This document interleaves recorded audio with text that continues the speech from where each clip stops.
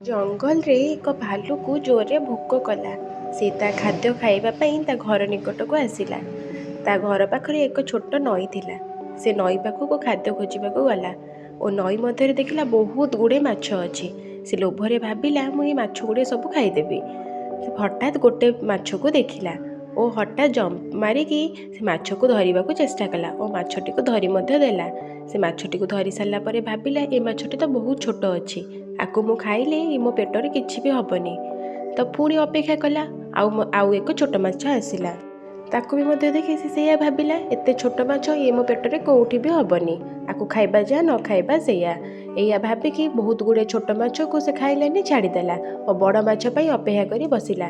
ଧୀରେ ଧୀରେ ସନ୍ଧ୍ୟା ହେଇଗଲା, କେଉଁଟା ବି ବଡ଼ ମାଛ ଆସିଲାନି ଓ ବୋକା ଭାଲୁଟି ସେଇଠି ଅପେକ୍ଷା କରି ରାତି ସାରା ଭୋକରେ ରହିଲା ଓ ଶେଷରେ ଭାବିଲା କି ମୁଁ ଯଦି ଛୋଟ ମାଛ ଗୁଡ଼ିଏ ବହୁତ ଗୁଡ଼ିଏ ଖାଇ ଦେଇଥାନ୍ତି ତାହେଲେ ଆଜି ମୋ ପେଟ ପୁରା ହେଇଯାଇଥାନ୍ତା।